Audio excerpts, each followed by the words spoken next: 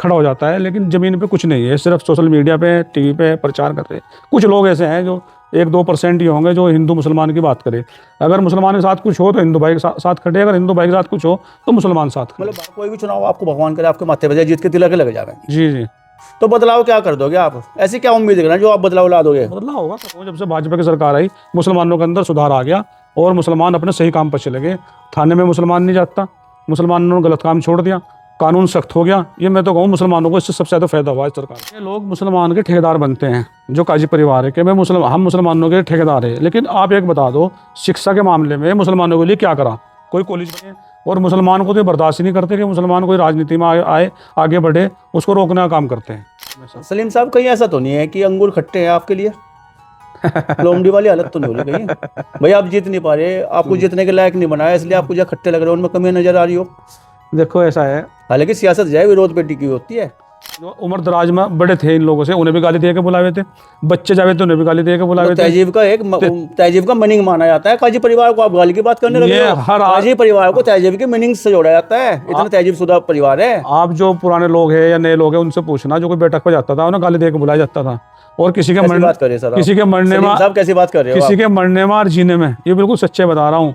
ये लोग 10 दिन बाद जाते थे, लेकिन आज मेरे वहाँ राजनीति में आने से, इनके सामने खड़े होने से अब ये हर आदमी को गले लगा रहे। गाली इन्होंने बिल्कुल छोड़ दी किसी को गाली देने के लिए। और अगर मैं कहीं पहुंच जाता हूं किसी के दुख में तो इनके चेले फ़ोन करते हैं, हाजी आ गया, जल्दी आ जा। अगर ये फार्म हाउस पे पड़े नहीं तो ये कच्चे बनियान में तो भाग आ जावे। मतलब ये डर है इनका अंदर। पंचायती चुनाव को लेकर और विधानसभा चुनाव को लेकर नेताओं में होड़ लगी है कि चुनाव तो लड़ा जाएगा। कोई कह रहा है कि सिंबल मिले तो भी लड़ेंगे, पार्टी सिंबल देगी तो भी लड़ेंगे, नहीं देगी तो भी लड़ेंगे। यूँ कहा जाए कि दावेदार काफ़ी है, और इन दावेदारियों में किसकी किस्मत पे मोहर लगेगी ये आने वाला समय बताएगा। अब चूंकि जय विधानसभा चुनाव को लेकर भी चर्चा हो रही है, और देखा जाए तो जय चुनावी तापमान भी बढ़ता जा रहा है। गंगों से लोकदल के नेताजी प्रदेश उपाध्यक्ष हाजी सलीम भी इस दौर में शामिल है। उनका कहना है कि चुनाव तो लड़ा जाएगा, लोकदल का सिंबल मिलेगा तो चुनाव निश्चित रूप से लड़ा जाएगा। अब हाजी सलीम साहब हमारे साथ में बात करेंगे, चर्चा करेंगे उनकी चुनाव को लेकर तैयारी क्या है, मुद्दे क्या हैं, किस बात को लेकर चुनाव लड़ेंगे। हालांकि पहले देखा जाए तो वो गंगों नगर पालिका का चुनाव लड़ चुके हैं और भी काफ़ी अनुभव रखते हैं। आपसे बात करेंगे, चर्चा करेंगे। आपका बहुत स्वागत है। आपका भी बहुत बहुत शुक्रिया, और ग्लोब दर्पण का मैं दिल से शुक्रिया अदा करता हूँ, और आपका भी बहुत बहुत धन्यवाद।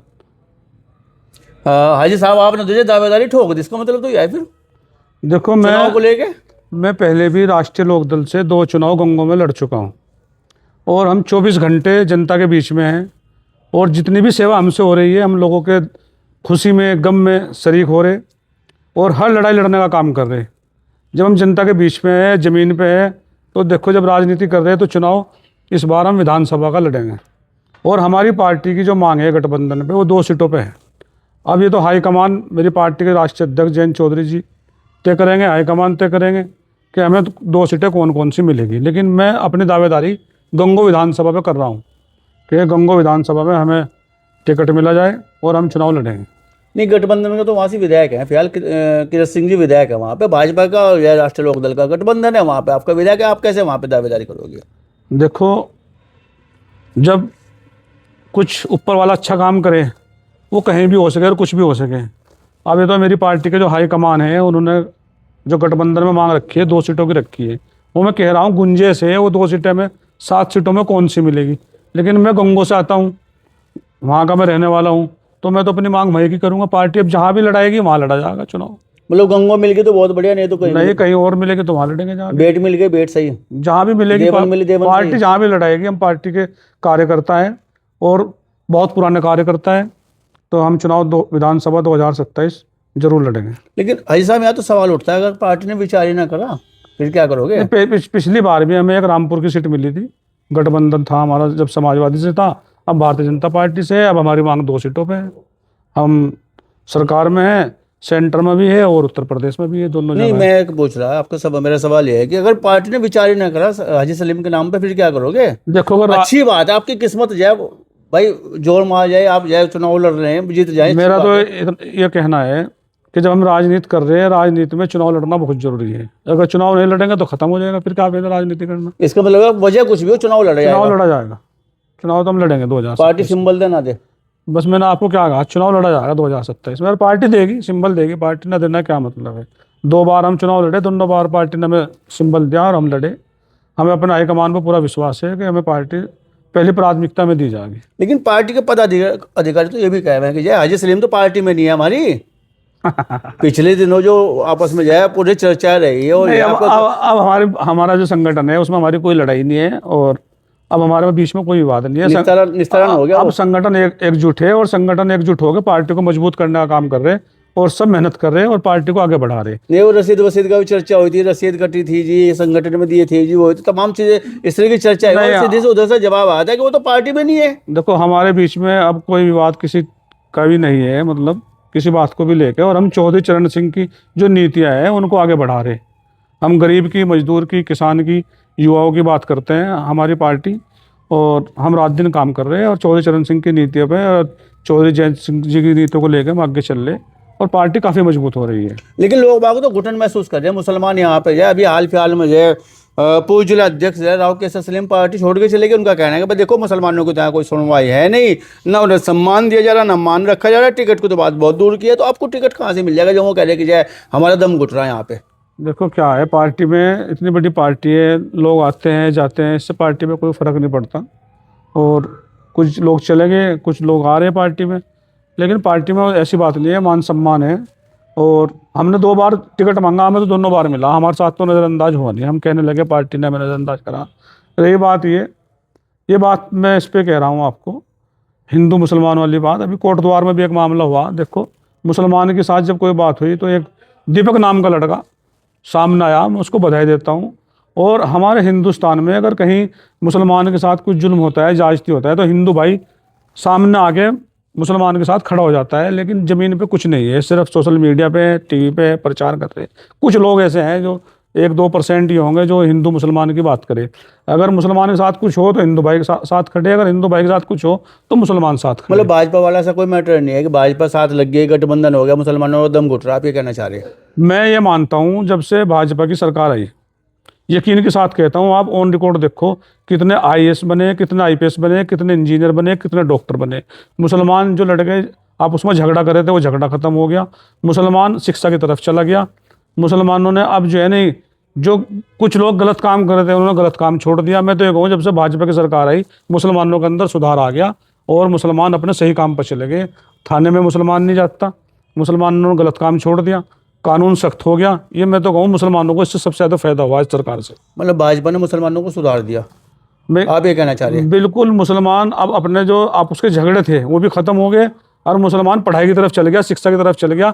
आने वाले टाइम में इसमें फ़ायदा ही होगा, मुसलमान को नुकसान नहीं होगा।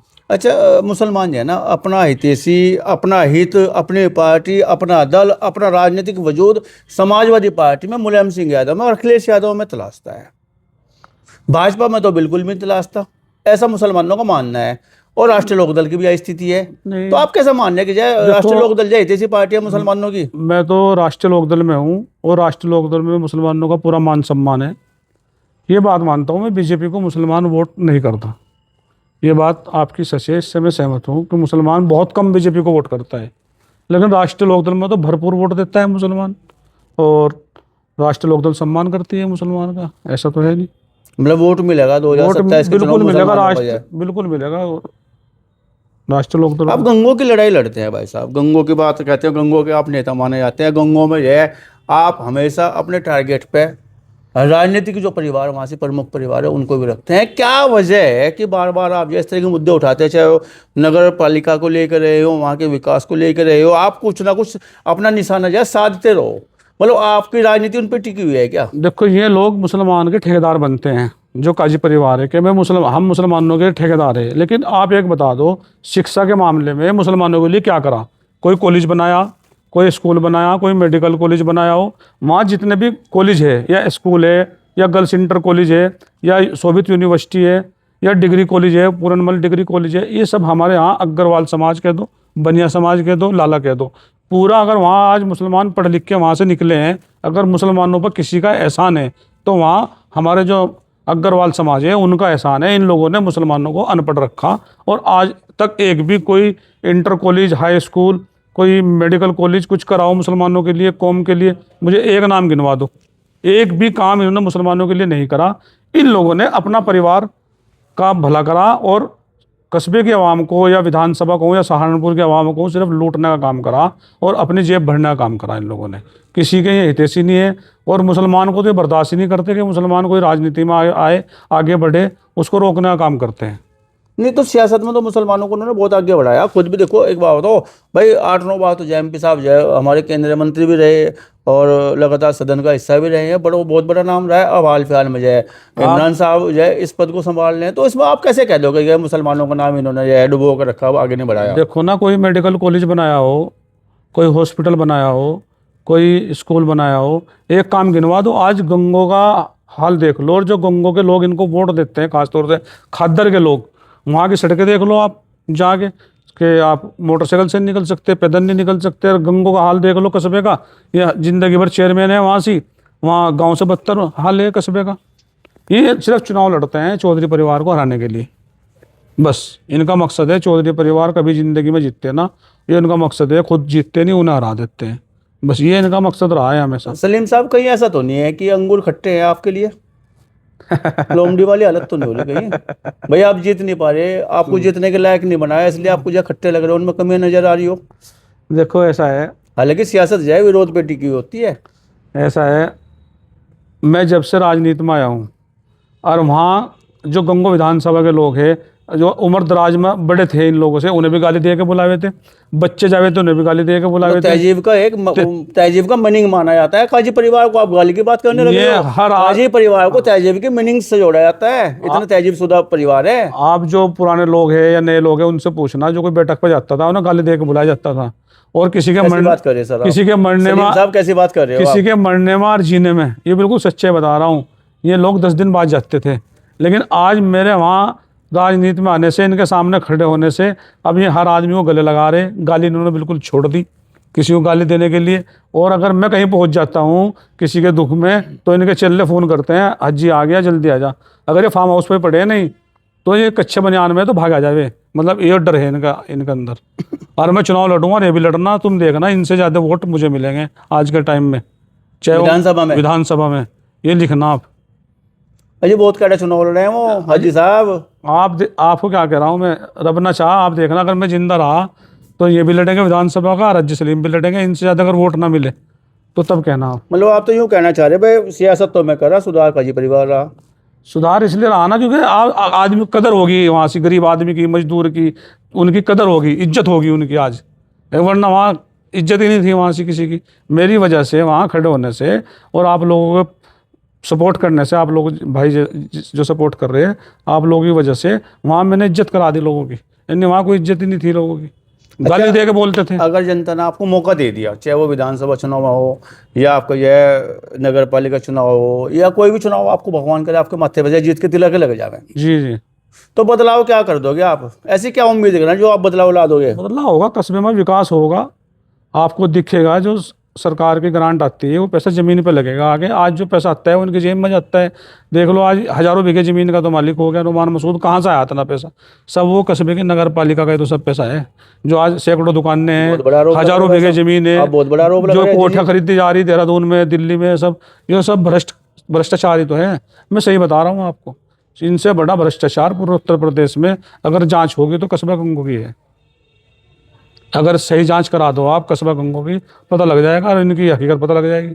कौन सी फैक्ट्री है, कौन सा कारोबार है इनका, बताओ कौन सा बिजनेस है, कहाँ सेल टैक्स इनकम टैक्स में इनकम टैक्स दे रहे, सेल टैक्स दे रहे, कौन सा रजिस्ट्रेशन है इनका, बताओ कौन सा बिजनेस करा है इन्होंने। ये लग्जरी गाड़ियाँ रोज नई नई निकल के आ रही, और ये जो कोठा खरीदी जा रही है और जो ज़मीन खरीदी जा रही, मुझे बता दो बिजनेस क्या है, घाटा नफा क्या है? उन्होंने बताया कभी घाटा नफा करा है कुछ? हम कारोबार करते हैं, हम सरकार को टैक्स देते हैं, इनकम टैक्स देते हैं, हमें बताया पैसे किस तरह कमाए जा, कितनी मेहनत से कमाए जा। कभी प्रॉफिट होता है, कभी लॉस होता है बिजनेस में, और इनका तो प्रॉफिट ही प्रॉफिट है, आना ही आना। एक कोई कारोबार हो तो बता दो आप।